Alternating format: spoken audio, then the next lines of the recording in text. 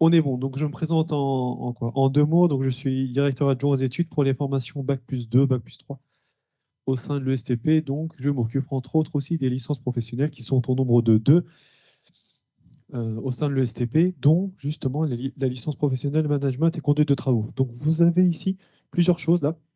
La première des choses, regardez en haut à droite, donc c'est une licence qui bénéficie du grade de licence professionnelle. À l'origine, c'est le CNAM. On a un partenariat avec eux. C'est le CNAM qui certifie. On appelle ça le certificateur de la licence. Le STP dispense l'ensemble des cours. Ça va jusque-là? Donc, d'où ce partenariat-là. Et vous avez aussi le CFCTP Égleton. C'est quoi? C'est tout simplement notre CFA partenaire qui se charge de l'ensemble, je dirais, de la dimension purement administrative, gestion des contrats d'apprentissage. Ce format-là, bien évidemment, vous savez, il est sous statut étudiant. OK.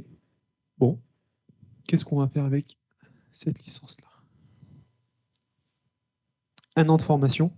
Cette licence, elle est ouverte, entre autres, pour nos formations à nous, donc les BTEC que j'ai présentés tout à l'heure en interne, et pour les formations, donc sur les, on appelle ça les AST, donc les admis sur titre. Vous pouvez directement y postuler à partir du mois de février sur le site de l'ESTP. Donc c'est une candidature. Sur le site de l'ESTP, on va vous demander un certain nombre de documents qui fera l'objet, de manière individuelle, d'une étude. Donc, on regarde chaque dossier. On fait un retour. On s'engage sur 2 semaines. On fait un retour sur quoi? Oui pour un entretien, non définitif. Ça veut dire qu'il y a... Bonjour, merci. Ça veut dire qu'il y a une première sélection. Statistiquement, là, au moment où j'en parle, la promo actuelle, on est à 80. L'année dernière, on était à 90. Cette année, on vise, pareil, 70-80. Entre-temps, vous n'êtes pas sans savoir qu'il y a la réforme aussi des BUT, etc. Donc, tout cela impacte, si je peux dire, en fait, un écosystème. Mais globalement, on souhaite pouvoir rester entre 70 et 80. Les 80, on a à peu près 300 dossiers. D'accord? De février, disons, à juillet. Faites le ratio. Sur les 300, voilà, 100, 150, oui. Et ensuite, à peu près, on est à peu près à 150, on a un ratio à peu près de 50% entre ceux qui sont admissibles et ceux qui sont admis. Voilà les tendances. Ça va jusque-là? OK. Donc, vous postulez, on a les éléments, des relevés de notes, des appréciations, etc., etc. On vous accepte. Vous venez en entretien. Entretien, vous avez un minima 2 personnes en face de vous. Ça peut être moi, entre autres, et ou un professionnel du métier. OK? On échange. On est sur une approche professionnalisante. Ça veut dire quoi? On va chercher à comprendre votre motivation, votre projet. C'est très important. Je prends un cas comme ça, je schématise, si je peux dire. Mieux vaut un bon projet professionnel bien défini, bien costaud, avec globalement, parce que je sais que la note pour vous c'est très important, 12, ok, qu'un profil qui se présente avec un dossier béton à 15, qu'est-ce que vous voulez faire? Mon ami m'a dit venir ici parce que le STP c'était bien. Dans votre intérêt, vous comprenez? C'est très important. Là, on est vraiment proche là, de futurs professionnels, donc on demande une certaine maturité. Et on demande aussi une introspection vis-à-vis de ce qui a été fait, de ce qui pourrait être fait en termes de montée en compétences. D'accord? Ici, vous n'avez plus 18 ans. Ça va? Vous passez l'entretien, tout se passe bien, très bien. Sous 2 jours, on vous donne le retour.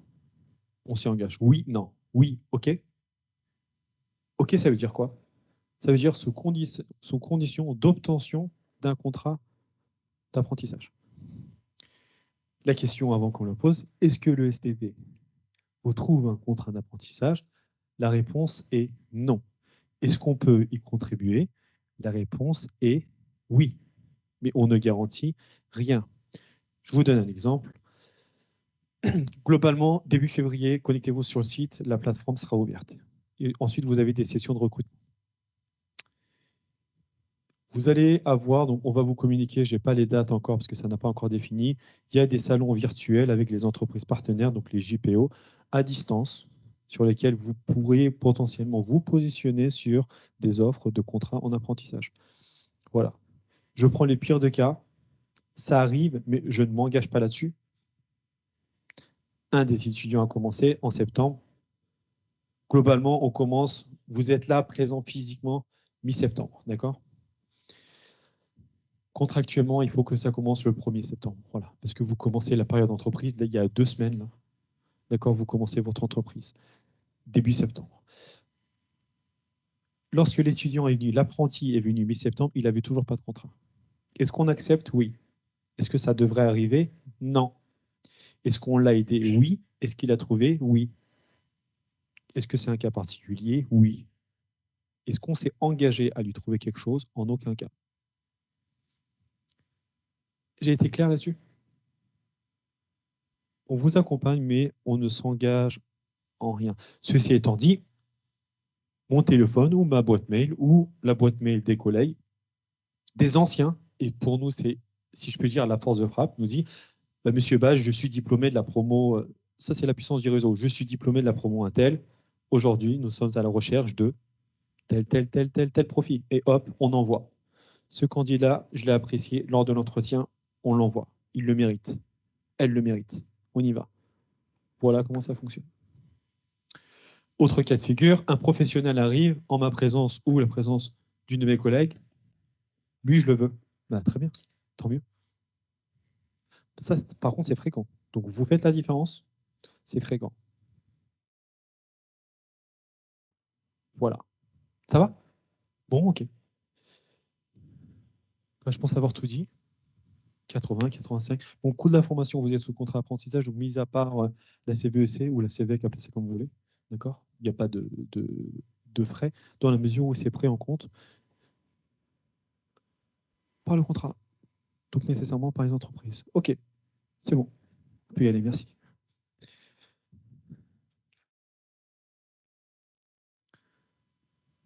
Ça, personnellement, moi ou même le STP, d'un point de vue général, n'a pas la main là-dessus. C'est le CNAM, d'une certaine manière, qui l'impose. Alors oui, il y a eu des forces de proposition, et maintenant de ma part ou des collègues, peu importe, pour qu'on puisse être toujours dans une logique d'amélioration continue. Ce que je veux que vous reteniez est la chose suivante. Contrairement au BTEC que j'ai présenté tout à l'heure, à savoir les yeux ne se compensent pas, il y a des semestres, etc. Ça va, qu'il fallait valider les semestres et tout ce qui s'ensuit.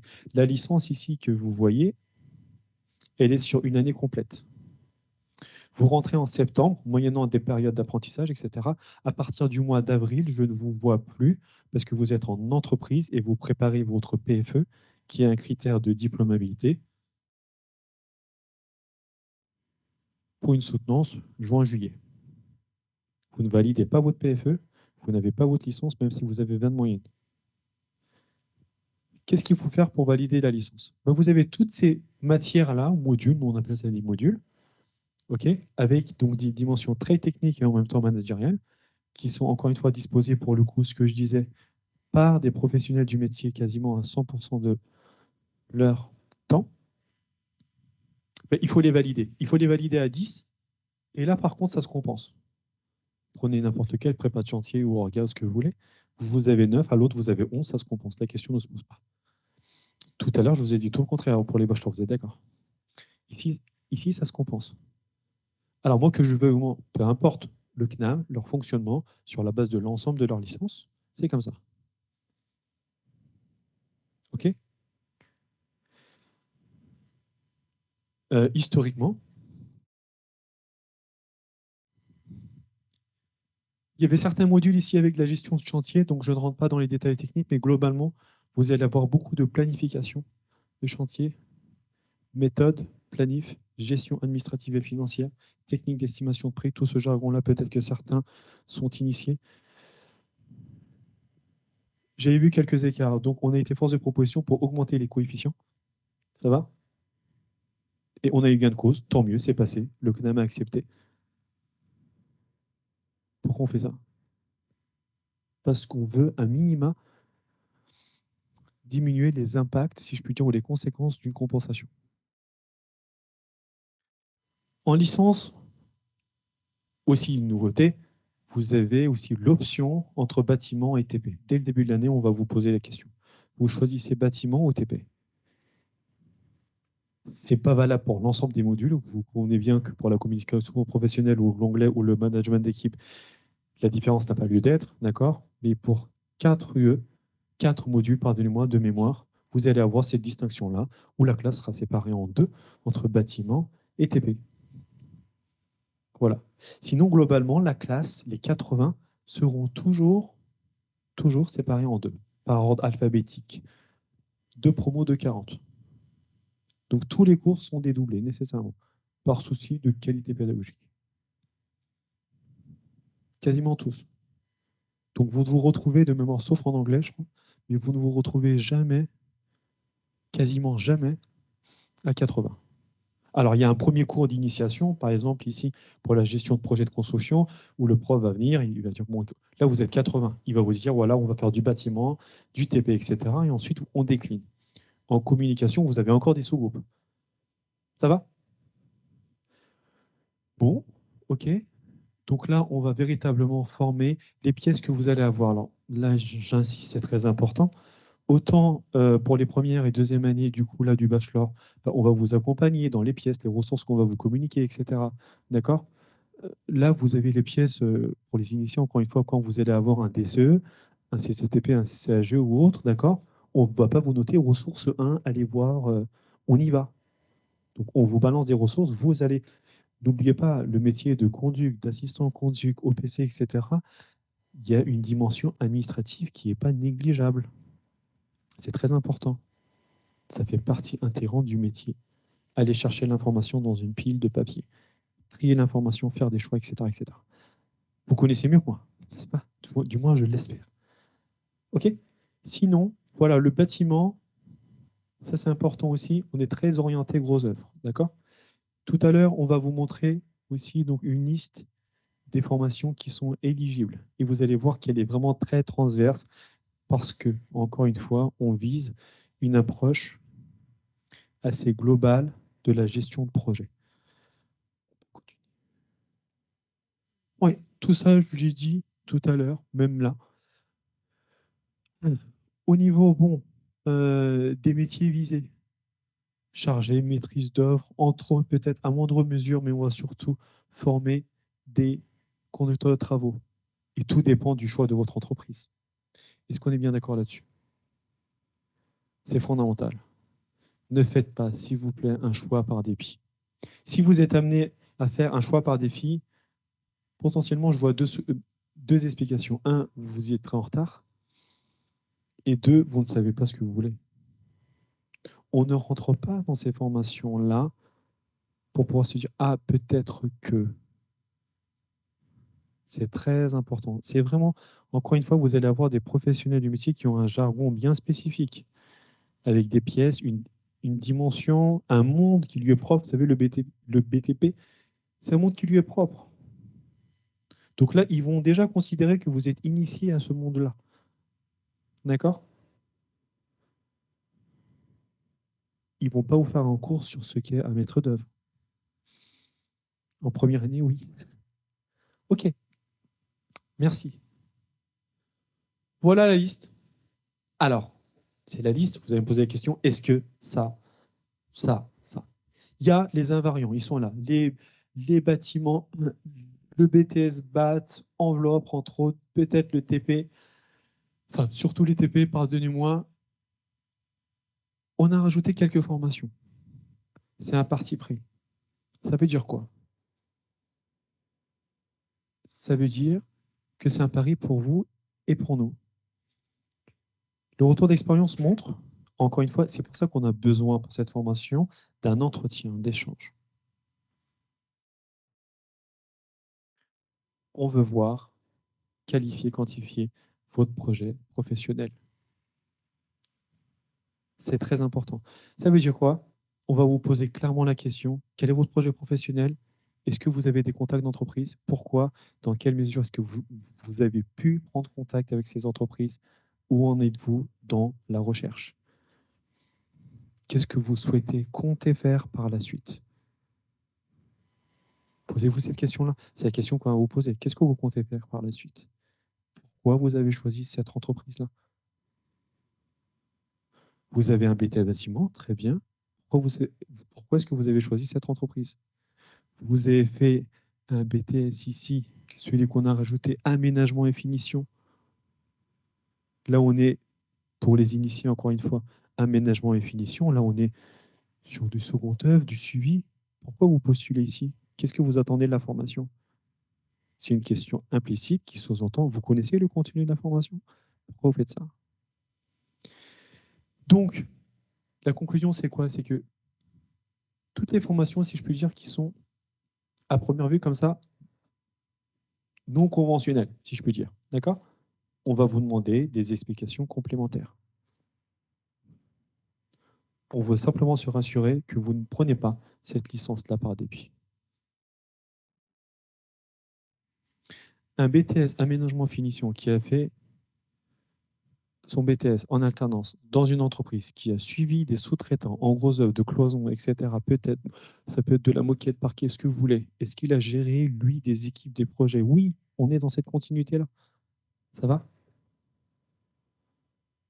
Et pour peu justement qu'il ait cette vision, moi je veux monter en compétence pour pouvoir voir comment ça se passe vis-à-vis des métiers du gros œuvre, ok, bienvenue.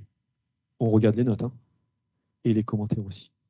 Les retards, les absences, ce genre de choses, les écarts de comportement, on va y veiller aussi. Donc l'entretien, ce n'est pas une option, même si vous avez 18, vous allez être convoqué.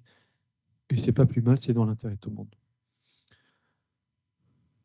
Voilà, parce que vous voyez ici, ce sont les périodes ici d'alternance. Tout ce qui est vert là, on ne sait pas stipuler, peut-être que la slide elle est... Ah si, juste en dessous. Donc je vous disais là les 2 premières semaines en entreprise, globalement hein, du 1er au 15, et ensuite vous intégrez le STP, ensuite vous voyez, vous repartez. Et vous avez quand même pas mal là de périodes d'entreprise. Tout ce qui est bleu, chez nous, ça représente 550 heures. Ce que je vous ai montré tout à l'heure, l'ensemble des modules constitue 550 heures. Le reste, c'est de l'entreprise. Si ça se passe bien, tant mieux pour vous, vous validez, vous avez le choix ou pas de pouvoir postuler en Master Pro et ou école d'ingé. Pas à l'ESTP. Chez les confrères, à côté, il y en a plein. C'est pas ce qui manque. Mais la vocation, c'est une insertion professionnelle. Ce n'est pas une poursuite d'études. Ensuite, vous faites ce que vous voulez. Donc, c'est ce que je disais tout à l'heure. Je ne sais pas si certains ou certains d'entre vous étaient là présents. Statistiquement, il y a une tendance qui se dégage à peu près 50% de poursuite d'études et 50% d'insertion professionnelle. Et en général aussi dans leur entreprise d'accueil. Ça se passe bien. Ils ne souhaitent pas continuer. Tant mieux. C'est bon? OK. Bon, bah ça, je l'ai dit. Si vous avez des questions concernant les modalités de recrutement, etc., bah, vous pourrez directement vous diriger vers Madame Piard. Et si j'ai des questions... Oui, je suis déjà en retard. Est-ce que j'ai des questions? Non, c'est pas intéressant, j'ai été clair. Les deux. Oui.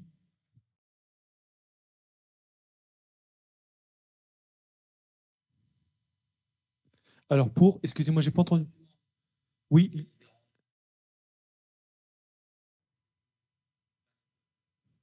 Ah, ok. Ah, ok, ok, ok. Alors vous doutez bien, surtout dans le BTP? Oui, donc la question était, alors je repose la question pour celles et ceux qui sont en ligne, la question est, est-ce qu'on va avoir des documents ressources pour les projets? La réponse est oui, surtout dans le BTP. Alors je ne sais pas comment est-ce qu'on pourrait travailler sans pièces dites écrites ou techniques dans le cadre du BTP. Donc si vous n'avez pas un minima, ça dépend bien évidemment du projet et dans quelle phase est-ce que vous êtes. Donc là, on va utiliser le jargon. Est-ce que vous êtes en avant-projet ou en projet, en APS, APD, EXE, j'en sais rien. Mais dans tous les cas, quand je dis tous ces acronymes-là, il me faut des éléments. Donc évidemment, oui. Et peut-être que la question se réfère plutôt à la plateforme, sans doute, non? C'est-à-dire qu'on met à disposition, on travaille sur Teams, l'enseignant peut être amené à mettre des ressources sur Teams. Peut-être que vos questions, c'était plutôt ça. OK. Ça dépend de la pratique des enseignants, mais nous, pour l'instant, les Bac+, Bac +3, chez les ingés, c'est un peu différent. Chez nous, pour l'instant, alors Teams, je ne sais pas pour vous, mais a priori, pour les ingés, c'est archaïque. Pour nous, on reste sur Teams, on crée des canaux et vous communiquez avec les enseignants via la plateforme. Certains passent même leur numéro de téléphone. On essaie de quitter petit à petit, c'est leur choix, moi je n'impose rien du tout. Vous me passez l'expression, tu n'es plus un gamin, on est entre professionnels, donc je te passe mon numéro. Et ça reste dans le cadre voilà, purement professionnel, mais monsieur, je ne comprends pas, je ne capte pas ce truc-là. Ou sur Teams, tout simplement, parce que vous avez un canal de communication, et il vous dit en temps réel, voilà le rendu, et blablabla. Voilà.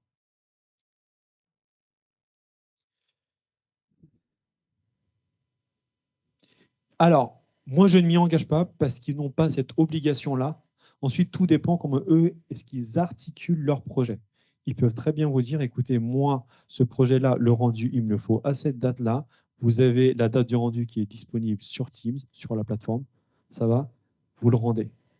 Entre-temps, on communique. Après cette date, je ne communique plus. Il n'a pas une obligation. Moi, je le faisais, mais c'était moi. Oui.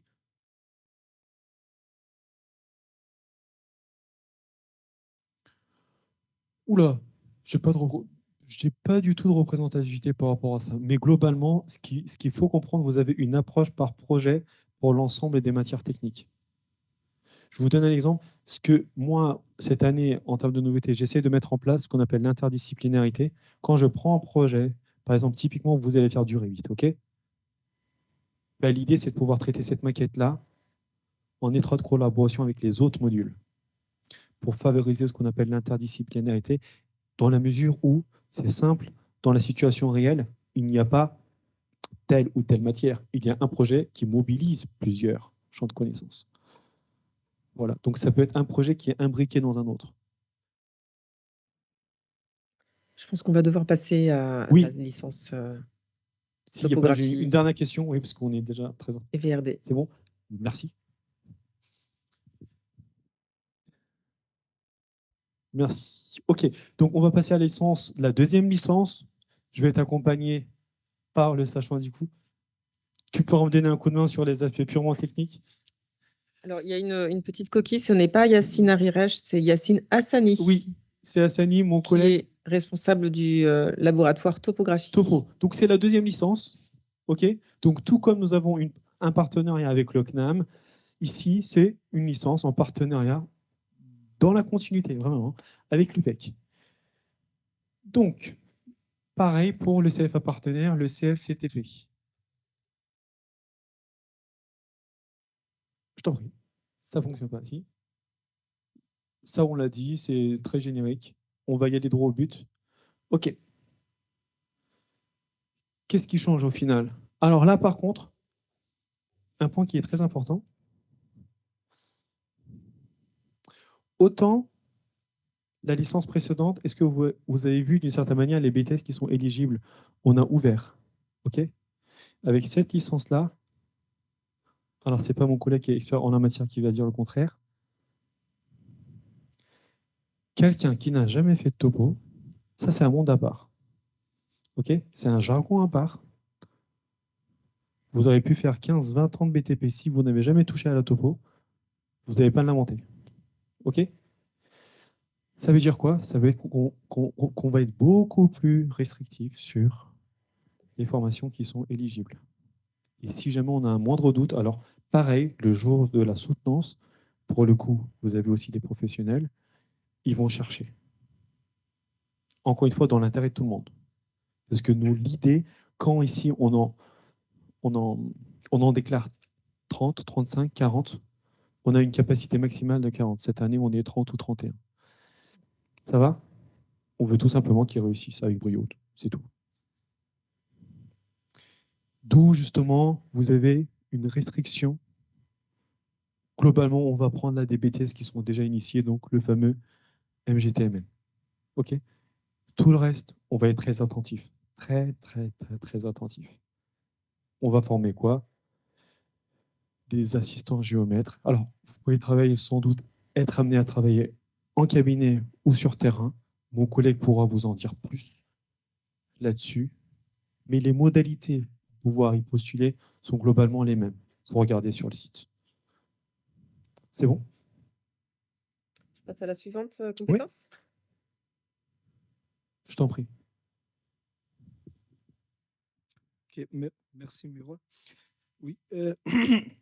Donc, comme l'a bien dit Murat, Monsieur Ba, décidément, cette licence professionnelle, elle demande un bagage assez important, notamment en sciences de l'information géographique, ce qu'on appelle par abus de langage, topographie. Et ça, le but de la licence, je commence par le but et puis je reviendrai sur le contenu de la formation. Donc, le but de la licence, c'est une maturité en termes de connaissances techniques. Qu'est-ce que j'appelle la maturité? L'acquisition de l'information et tout ça, on est capable de le faire. Dresser des plans topographiques, on est capable de faire. Travailler sur des logiciels de système d'information géographique, on est capable de faire à l'entrée en licence pro. Par contre, quand on va faire cette licence, on devra apprécier ce qu'on appelle la qualification de la data. Aujourd'hui, utiliser un logiciel ou utiliser un instrument ou faire des calculs, au niveau Bac+2, on devrait être à la hauteur de pouvoir le faire. Par contre, choisir entre telle thématique ou autre, ou entre tel outil ou autre, là, ça demande une certaine expertise. Et donc là, c'est le but de la formation, c'est ce qu'on cherche à développer chez le sachant techniquement qui a un BTS, MGTMN ou autre formation qui dispose notamment de l'enseignement de la topographie. Et du coup, là, c'est avec le volume, si tu peux passer à la diapo suivante. Donc, avec le volume horaire, avec une formation, notamment 4 semaines à l'école, puis 4 semaines en entreprise, on va former sur des techniques notamment usuelles dans le monde professionnel, ce qui fait que cette alternance 4 semaines en entreprise école fasse de la complémentarité. Donc les matières que vous allez voir, il y a notamment tout ce qui est acquisition de l'information. L'acquisition, il y a les techniques usuelles, les techniques conventionnelles de topographie, mais encore une fois, là, il y aura des textes réglementaires auxquels on doit se convenir, on doit apprécier notre information, produire un document graphique pour un plan touristique. Il est différent que de produire un document graphique pour de l'aménagement du territoire ou pour du génie civil ou pour du foncier. Pour cela, il y a cette approche maîtrise de la qualification de la data, mais il y a également les autres outils usuels. Donc, il y a des formations sur du drone, sur la lasergrammétrie et également sur le système d'information géographique et notamment les logiciels qui sont très utilisés en France et ailleurs, dont notamment, je cite à titre indicatif et pas forcément exhaustif, on va maîtriser Covadis, Geomonsura, ArcGIS, QGIS, Revit, Civil 3D, tous ces logiciels qui traitent de l'information géographique dans ces 3 composantes avec une connexion d'usage de VRD. Donc, dans le bloc que vous voyez ici, je ne vais pas parcourir matière par matière, mais ce qui est à retenir, c'est qu'il y a 3 aspects. L'aspect métier, l'aspect métier qui est tout ce que vous voyez, SIG, géomatique, topographie, CAO, TAO, ainsi de suite.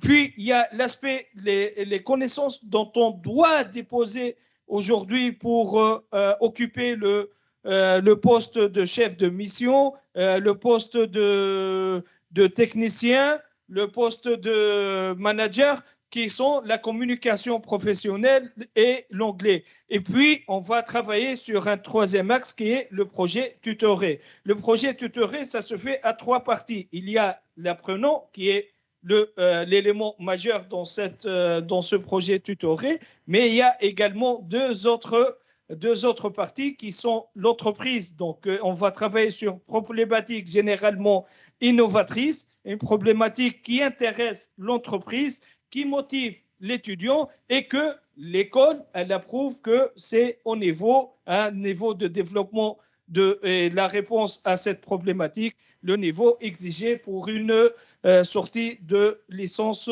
professionnelle. Voilà, il y a à peu près ça. Juste, je rajoute une petite information pour tout ce qui a été dit tout à l'heure par M. Ba, c'est que généralement, là, on est au 8e ou 7e exercice de cette licence professionnelle. Généralement, les entreprises qui accueillent l'alternant, elles lui proposent généralement un CDI à la sortie de l'entreprise. C'est très rare que les alternants choisissent autre entreprise et généralement, ça provient du choix de l'alternant plutôt que le refus de continuité de la part de l'entreprise. Voilà, je pense sur le plan pédagogique et tout ça, j'ai dit l'essentiel. Je reste à disposition pour répondre aux questions et je laisse mon collègue, M. Ba, pour continuer sur... Merci beaucoup, Yacine. Donc, on va pouvoir continuer et clôturer sereinement. La prochaine intervention étant à 13h45 pour les débouchés. Tu veux nous dire un mot sur les débouchés ou c'est bon? En termes de... Oui. Écoutez, merci. Si vous avez des questions, on va pouvoir y répondre avant de clôturer la présentation sereinement. Moi, je souhaiterais juste insister sur une chose. Une remarque. Le gros paradoxe de cette formation, c'est qu'il y a une demande croissante, voire même exponentielle de la part des entreprises. Et les effectifs, on stagne entre 30 et 40. Donc, dans ce sens-là, je rejoins parfaitement donc, la remarque de mon collègue, à savoir que vous êtes dans une position de force quand vous êtes diplômé de cette formation quant à votre projet professionnel d'avenir. Il y a une demande comme pas possible. Et qui est vraiment, pour le coup, exponentielle. Voilà. Des questions relatives à cette licence ou les modalités, elles sont quasiment les mêmes, hein, ce que je disais tout à l'heure par rapport à celle qui a été présentée préalablement. Voilà, donc globalement, on va se focaliser sur du BTS. Ensuite, on va regarder un petit peu plus en détail les autres formations, du pourquoi est-ce que vous voulez faire ça. Entre autres, les buts et les L2, etc. Pourquoi? On a des profils L2 qui arrivent, qui n'ont quasiment jamais fait de topo. Même s'il a 15 de moyenne, ce n'est pas lui rendre service. Je vous le dis clairement, ce n'est pas lui rendre service. Avec tout l'aspect technique, tout le jargon, tous les logiciels, etc., ce n'est pas lui rendre service. Donc, ce n'est pas possible. Faites une passerelle, une équivalence BTS pour voir si vous pouvez intégrer en deuxième année ou autre, etc. Mais quelqu'un qui n'a jamais touché à la topo, qui vient, c'est juste pas possible. C'est pas possible, c'est pas constructif. Donc, étude de dossier, un par un, pareil, et entretien. Des questions pour clôturer? On est dans les temps. Oui, une dernière. Oui. Oui.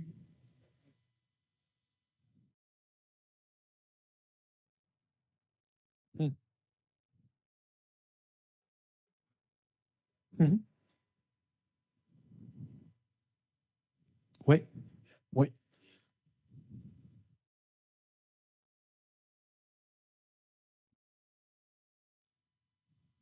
Ok, très bien. Pour répondre à votre question, c'est une question purement donc, du droit, si je puis dire, du travail relatif au contrat d'apprentissage. Si je vous réponds comme ça de manière claire, il y a cette barrière des 30 ans à la signature du contrat. Mais il y a des dérogations. Ces dérogations-là, je ne les connais pas par cœur. Donc, ce que je vous invite à faire, c'est que vous me passez vos coordonnées, on check ensemble, enfin, je check, et puis je reviens vers vous. Mais je sais qu'il y a la barrière des 30 ans. Voilà. pour le contrat d'apprentissage. Là, c'est des cas particuliers. Donc, vous serez peut-être pile à la limite à la signature du contrat. C'est déjà arrivé à 1 mois près, on a pu signer un contrat parce que juste, voilà.